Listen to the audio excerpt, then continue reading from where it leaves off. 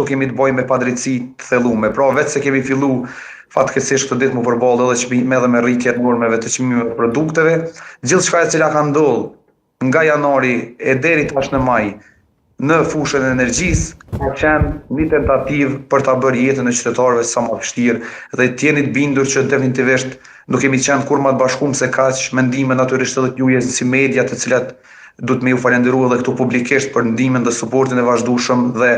në farforme lajmet e vazhdueshme të cilat i keni transmetuar në publik dhe bashkërisht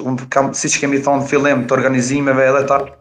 qytetarët me qenë të bindur që në fund do të triumfojë drejta dhe këto tarifa nuk do ta marrin atë të cilën e ka marrë si vendim zyra regulatorit për energji. Shabiu, sa jeni optimist që zëreja edhe mund ta tërheq prapa këtë vendim? Jo, zëreja nuk do të tërhiqet nga ky vendim. Zëreja po shihet nga fillimi deri tash është duke bërë lojra të pesta, lojra të cilat nuk i kontribuojnë as zyrës së regulatorit për energjinë, as institucioneve tjera relevante, siç janë Ministria e Ekonomisë, as nuk mas paku i konvenojnë qytetarët e Republikës së Kosovës. Kështu që nëse prej fillimit zëreja nuk e ka marrë për bazë as edhe një koment të vetëm,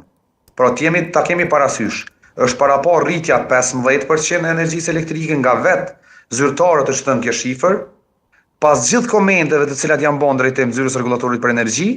nga gjithë institucionet dhe qytetarët, në fund është vendosur rritja 16.1%. Por kjo tregon më shumë se sa është kredibil ky institucion dhe sa i kanë për qëllim aspektin e ndikimit në jetën e qytetarëve të Republikës së Kosovës rritja e këtyre tarifave. Andaj unë nuk pres as një lëvizje nga zyra e regulatorit për energji, ajo që pres është që gjykata me rrëzu këtë vendim të dëmshëm dhe ky presion që po bëhet publik, natyrisht besoj që ka me marrë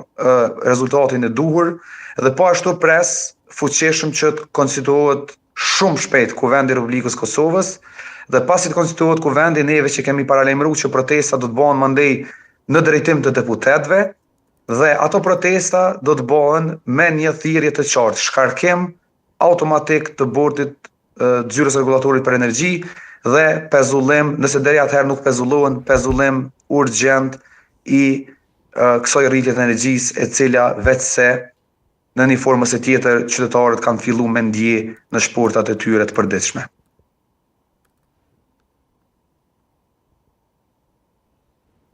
Shabiu, ju falenderoj shumë për këtë lidhje direkte drejt për drejt në gazetë. Faleminderit edhe juve për hapësirën.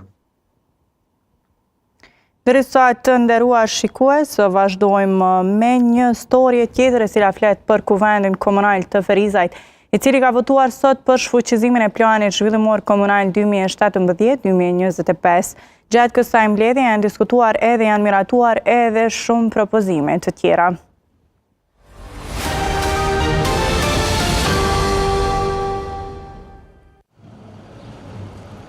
Kuvendi i Komunës së Ferizajt të Mërkurën ka votuar pro shfuqizimit të planit zhvillimor komunal 2017-2025. Fillimisht, drejtori i urbanizmit, Arbër Bytyqi, paraqiti propozim vendimin për shfuqizimin e vendimit për miratimin e planit zhvillimor komunal 2017-2025 të Komunës së Ferizajt.